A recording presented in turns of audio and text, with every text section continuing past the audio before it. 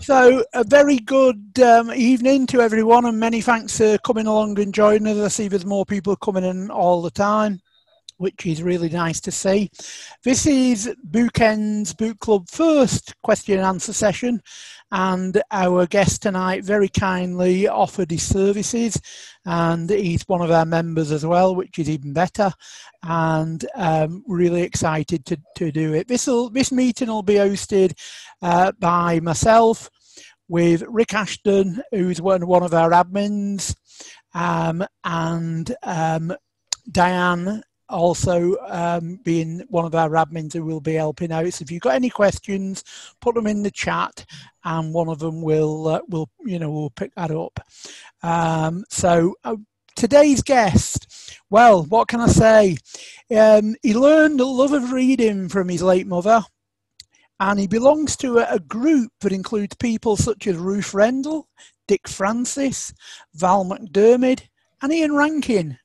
That's because he won the Crime Writers Association Gold Dagger Award for the Best Crime Novel of 2019, with The Puppet Show, which is book 1 of the Washington Post series. Book 2 was Black Summer, and book 3, as we all know, is The Curator, because it's one of our books of the month in the Bookends Book Club for this month.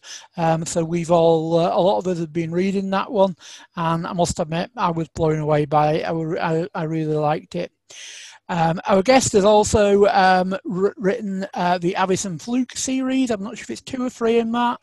A selection of short stories in a book called Cut Short. And Matt Hilton calls him Britain's answer to Harry Bosch. And Martina Cole calls him fantastic. Here at Bookends, we just say he's one of us. So I would like to introduce to you to Mike Craven. Probably a lot of you know him as NW Craven. But hello, Mike.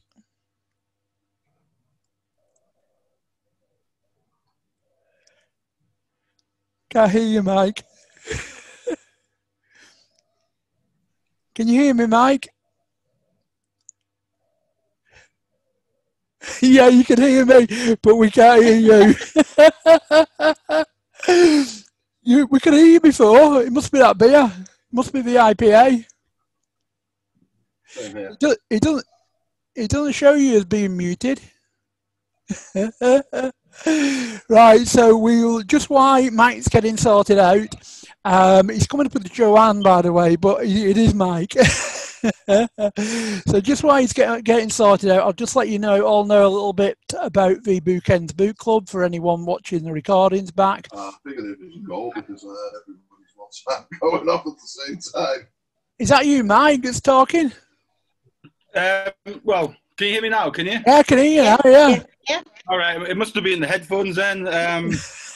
If the quality's all right, I'll just leave the headphones off. Yeah, that's fine. Fine, we can hear you fine, no problem. So my emergency wife was coming up to fix it, but she's not needed. So once again, good evening, and please you managed to get everything sorted.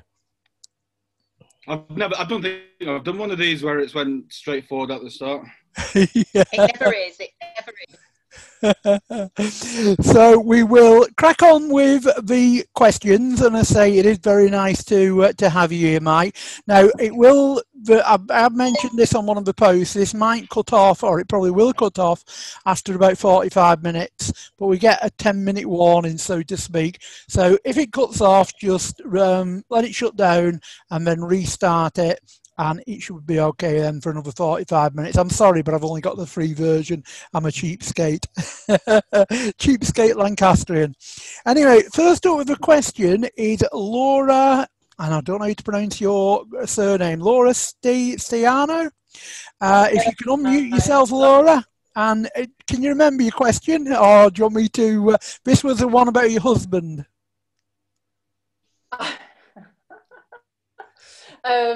So yeah, he wanted to know whether you thought it was a personality trait to fill up your espresso machine the night before, or not. That you mentioned that Poe did in one of the chapters. I know it was like a trigger for then him remembering about the kettle, not seeing the kettle. he thought he was the only one that did it, like in the world. So when I said, "Oh, look, it says in my book the detective did it," he wondered if there was anything deeper rooted. The people who know me will know that I tend to write what I've done or already done. So I use a stovetop espresso maker, and we have a kettle. I mean, there's only Poe, and in fact, there's probably only Poe who doesn't have a kettle. It was one of those things. I didn't actually plot that bit. It was what I had the broad strokes of the curator going into the book, probably 10 bullet points, and that was how I go into books normally. And the kettle clue just sort of, it was one of those. I need Poe to sort of get a bit of a kick up the arse to sort of move the case forward. So him not having a kettle was actually quite interesting. It's funny actually, because him not having a kettle comes up in the next book actually in Dead Ground, and I sent it to a journalist pal of mine. He's had an early read of it, and he noticed that Poe at one point puts the kettle on when he's at home because he has a guest, and he said straight away, Poe doesn't have a kettle. And later on, you say he doesn't have a kettle. So it's little things like that you have to watch out for, because readers will. Yeah. That's great. I love that story. Laura, you've got another question later. What I'm doing first of all, I'm just going through it because the curator is our sort of book, one of our books of the month. I'm just going to go through the Poe and Tilly questions first of all, if that's all right with you, Mike, and then we'll have some sort of general questions after that. So I've got one now. It says, one of my questions is, I believe there are possible talks about taking Poe and Tilly to the TV or movie screens. Who would be your ideal actors for these roles? Yeah, I've just been talking about this on Twitter, actually. Somebody asked me that very question an hour ago. It's funny because I signed the contract with Little Brown for the Poe series in January 2017. In March 2017, I broke my ankle really, really badly. And in May 2017, I was called down to London to speak to a TV studio. And I was still on full body crutches and pins everywhere. So that's just me feeling sorry for myself again every time I think of that trip down to London on the big shoulder crutches. So we signed a deal in, because TV contracts are extraordinarily complicated. I mean, the book contracts I sign are 16 to 20 pages long, but the TV one, you pretty much needed lever arch files for them. So it wasn't actually signed till January 2018. So, but they've moved quite quickly on it. They've got a script. They got a script writer on fairly soon. He's already had a few TV series, on one on Channel 4 and one on Alibi, I think, last two that I watched. He's presented a script and it's now actually out with commissioners. So that's where the TV series is. But to go back to the actual question, which I suppose is what you want me to answer, at that initial meeting in London back in March with Studio Lambert, they did actually say who they want to play Poe and Tilly. And that's all I can see now, because the Poe choice in particular I thought was inspired. What they've done, they have aged him about 10 years more, about 10 years older than he is in the books, because that brings in a much more interesting range of actors, the way they say it, in the sort of 45 to late 50s sort of range. But I'm not allowed to say who they've got attached to it. But that's who I see. But he's a big actor for Poe. He's been in Game of Thrones. He was one of the key characters in Game of Thrones, and he's a very well-known British face. The actress, or actor's the correct term, isn't it? For Tilly was in Downton Abbey. So the two household names. But I'm not allowed to say. People do approach me all the time saying, particularly for Tilly, they'll say, "Oh, she'll be a really good actress for Tilly. She'll be a perfect fit." And for Estelle Doyle, actually, now people are starting to sort of cast the TV series. It's quite interesting. It's a bit of fun. It is, because when I was reading through the book, it was like it was. I was trying to picture. I couldn't picture anyone in particular, but I was trying to think who would play these characters. But it is interesting. I've got one more question from you, and it's for you about Poe and Tilly, and it's regarding Tilly. Now, she always greets everyone with the full title. How did that come about? It seems a bit odd, Joe. She'll say Chief Inspector, or and give them the full name. Yeah. It's sort of a longish story, which I'll quickly tell you, and I apologise if there's people in here who've heard it before. But when I first wrote, well, actually, to go back, for those of you who read the Avison Fluke series, the Body Breaker book, well, I signed with my agent on the back of that. He asked to see the next thing I wrote, which was Body Breaker. I sent it to him. And he said, I can't sell this to a big publisher because it's with a small publisher now. The sales haven't been great because it's with a small publisher. And no big publisher is going to take it on. So I need you to rewrite it as a new series. And that was back in 2015. Now, over Christmas, I had a thing. I said to David, my agent, it's going to be easier for me to write one from scratch rather than rehash this. So he agreed that, and then we published Body Breaker in 2017 with Caffeine Nights, who published the first Fluke novel. But I didn't want because David actually said I want it set in Cumbria because publishers are looking for books set outside London, blah blah blah. So I did that, but I didn't just want to rehash the characters.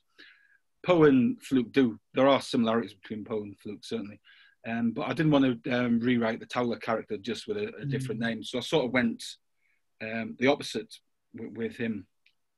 But as the puppet show progressed, and the puppet show was actually what would have been the third book in the Fluke series. I mean, the entire plot. It took me 25 days to get the first draft of the puppet show down. I didn't have a name for Poe initially. He was called, I can't remember. It began with A. It wasn't Atticus, but it was something like that. That was like Atticus, and I wasn't happy with the name. And I'd written Tilly far different to what she is now. She was much more streetwise. She would spend her evenings catfishing paedophiles on the internet and basically trapping people. But it was during the presidential, it was either the primary or the actual presidential elections that the Washington Post had put something out on Donald Trump. And I burst out laughing reading it, and my wife said, "What are you laughing at?" I said something in the Washington Post, and she said, "What's the Washington Post?" I thought straight away that's my name. That is my name. But he called Cumbrian Washington without explaining why. And when I actually went back and sort of give him a backstory, it became a lot darker. So therefore, I had to balance that. I rewrote Tilly as the sort of incredibly naive, sheltered person she is now. And I wanted, early on the puppet show, I wanted Tilly to misunderstand Poe when he says, because she calls him Detective Sergeant Washington Poe because that's what she does. And he says, just Poe is fine. So that's why she just says Poe.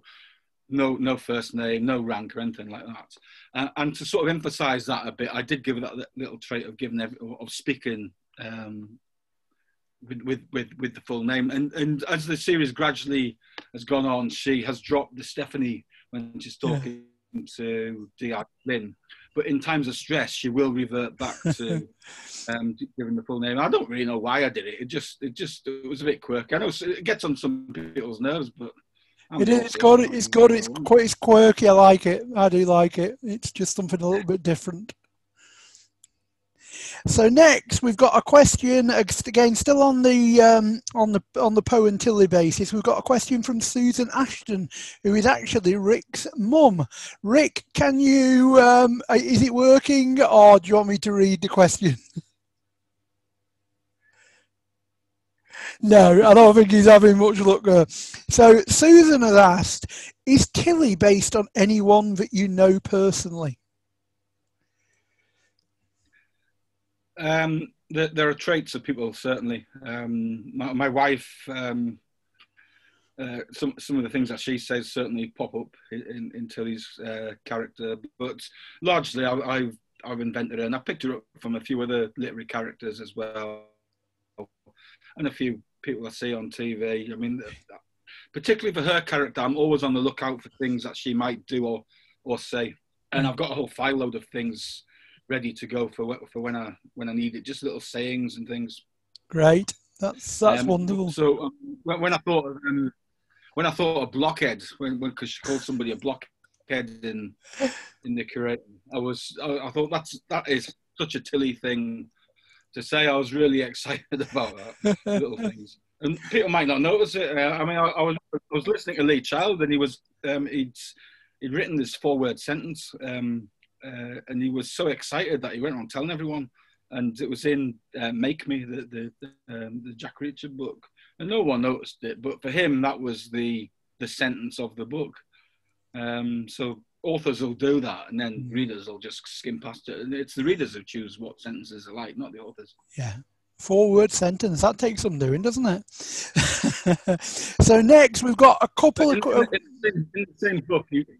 In the same book, he wrote a 169-word sentence as well. So wow. you can do the short and the long as well. One extreme to the other.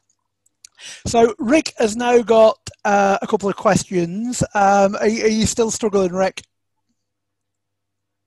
Yeah, he's still struggling. So Rick says, the Poe and Bradshaw series has served you well so far.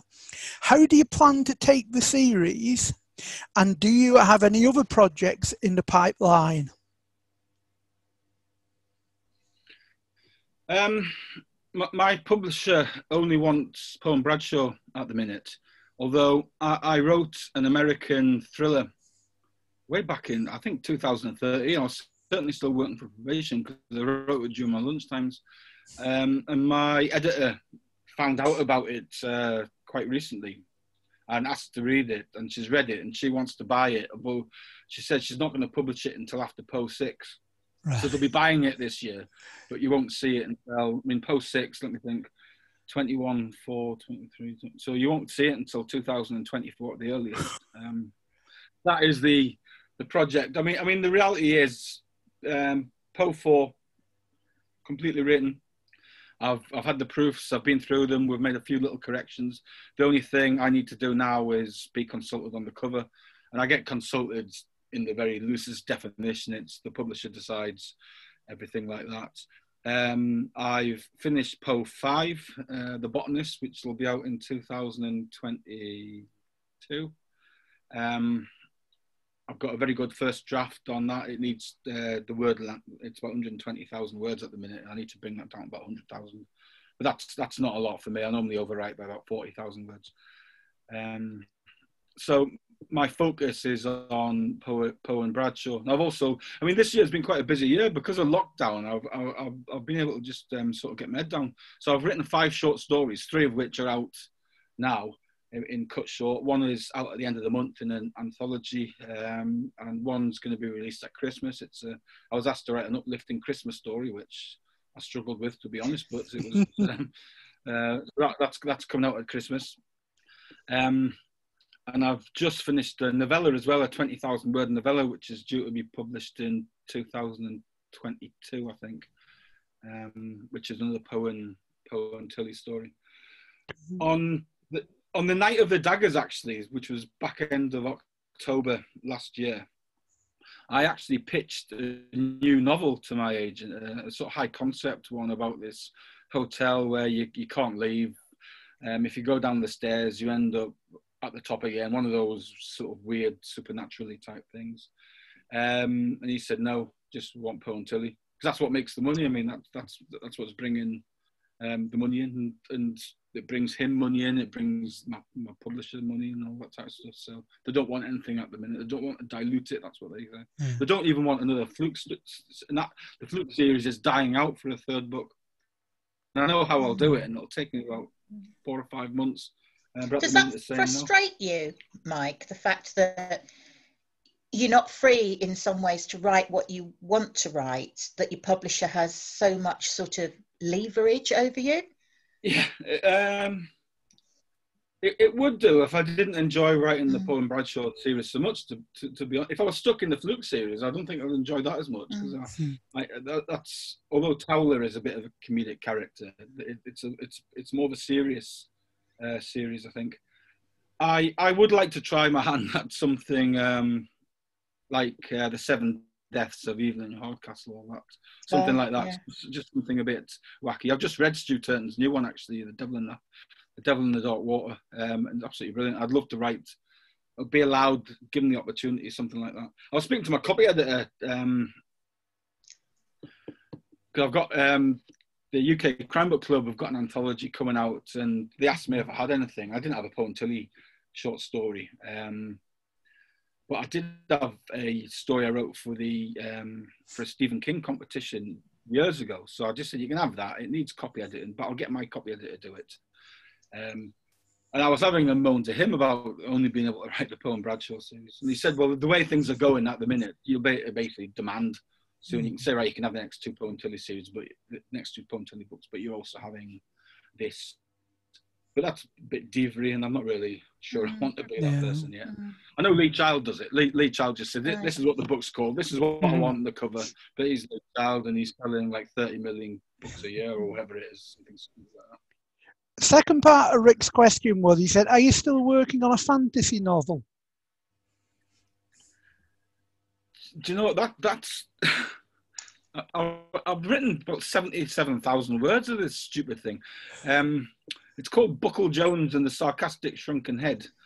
So it's not a high concept fantasy by any means. It's not a Lord of the Rings, and it's that is a lot of fun to write. But I mean, a fantasy book of that type would normally be around 65,000 words all done. Mine's 77,000, and I've only just introduced the characters really. So it was a bit of a hobby for me, and it still will be. It's still my computer sort of staring at me every time I sort of log on. This year I just haven't had the time to do it, and my plan, if I finish Poe 6, which I'll be starting the 1st of December, because I will start the new book 1st of December. If I finish that early, which I'm hoping to next year, I'm going to just write the 3rd Fluke book, and I'm just going to say, look, it's here, you can have it for $5,000 or something like that. Just get it out, because I'm getting far too many people wanting to know how it ends. Right. Although, as it happens, I am introducing Poe and Fluke will meet in Poe 6, and in Poe 4 there's a character from Body Breaker. So for those of you who've read Body Breaker, it's the bouncer who has a ball bearing in his eye. Lovely. And I've got a couple of questions. So, do you think D.I. Flynn's baby will make any further appearances in your books? Well, you've already written a few, so you probably already know. Yeah, I, this happens quite a lot actually. What someone will say, because invariably by the time the book comes out, the next one is already finished, because I've got to submit 18 months ahead of publication. So people will say, get busy writing. I'm saying I'm 2 books ahead. I'm 2 books ahead of you at all times, basically. Which is why sometimes I struggle remembering things that I've written, because I'm 2 books ahead of you lot. So I mean, the ones who've just read Creator, I wrote that and submitted it 2018. Wow. So I mean, that's the sort of thing. He certainly gets a mention, and I certainly won't be putting him in any danger anytime soon. I think the little chap needs a little bit of a break for a bit. But yeah, he will. All the characters will be. Edgar isn't going to be harmed. I mean, people would stop reading if I harmed Edgar the dog. Yeah. I think if I killed Flynn's baby, people would be turned off, and I've got no wish to do that either. Yeah. I'm a relatively new reader. The Curator was the first of your books that I've read, so I don't know the sort of sequence, but does Edgar the dog actually appear in your other books, and will he be making future appearances? He's in all the Fluke books, yeah. He's in all the Poe books, and he plays a key role in in Black Summer in a roundabout way, and he's also plays a key role in one of the short stories. Yeah, he's in all the books, and for the simple reason, if I don't mention them, people ask why and ask where he is. It's one of those weird things, actually. When I wrote The Puppet Show, I submitted the first draft to my agent. He went through. One of the first things he said was, it's not immediately clear who's looking after Edgar on page 57 or something like that. So can you go back and just make sure that he's being left with a neighbour or something? And then he sent it to my editor, and he sold it to my editor. She got back to me and said, it's not clear if Edgar's with Poe or if he's with his nearest neighbour on page 170 or something like that. Can you go back and make sure that someone's looking after the dog? I said, this is just a made-up dog. It doesn't exist. But so I went and did that. And there must have been 4 people who had mentioned this dog. So I was constantly editing where Edgar was. And to the point I was just, at the start of every book, I was going to say, look, Edgar's fine. He's got access to fresh water. He's having lovely walks. He's chasing rabbits. Blah, blah, blah. But it wasn't until I got to the copy editing stage. And bear in mind, the copy editing stage is one of the last stages that the book goes through. The next stage after copy editing is proofreading. So it's basically the second last stage. And he does fact checking and continuity and things like that. He noticed that Poe had, according to the timeline I had set up, Poe had joined the police when he was 11 years old. Now, bear in mind, it was astonishing to me. Nobody had picked up on that. But every single person up to then had picked up on who was looking after Edgar. So it just shows the focus that people will have on literary dogs. It was astonishing, really. Amazing, isn't it? So I always have in mind, I can't just not mention Edgar. Because, I mean, Poe, botanist, Poe's in London for most of it. And I've always got to have him ringing up his neighbour Victoria just to find out how Edgar's doing and is he being okay and all that type of stuff. Just so the readers know that I haven't forgotten about him. Brilliant. That's great. That's wonderful. Now we have about 5 minutes left, Joe. I know. I'm just looking at that. Yeah. So that's all the Washington Poe questions. So the next is just general. So Laura, if you can give your 2 questions now. Now, if we cut off, or when you ask one question, if we're nearly out of time, just let us know and I'll restart, and we all just need to restart then. So do you want to go ahead with one of your questions, Laura? Yeah, well, one of them was one you've covered with a TV show, because I was wondering if you were actually writing in mind. So I'm guessing, was that your initial thought though, when you wrote the first Washington Poe book? Did you have like a TV series? No, it was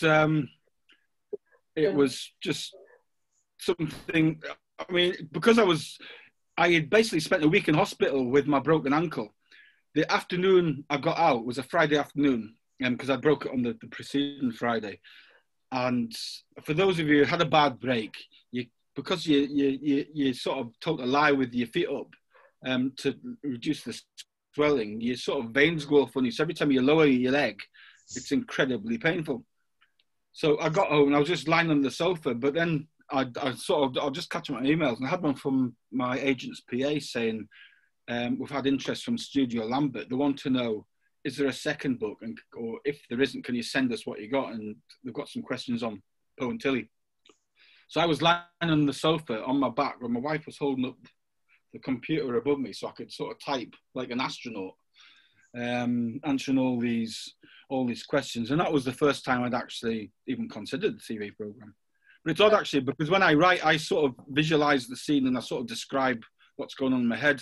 That's what some authors do. So I do have a sort of very visual way of writing, which then comes out on the screen. Yeah. So people will. I'm not surprised that you've been offered to the TV series, because to me I could just imagine all the scenes and the backdrops and everything, which is testament to your writing as well, because it was so well described. I mean, the fellow who wrote the script is a Southerner, born and bred Southerner, and he's quite young. And the first scene that you see Poe is he's in Herdwick Croft on Shat Fell, but it's a bit dilapidated, and he's in a tin bath outside.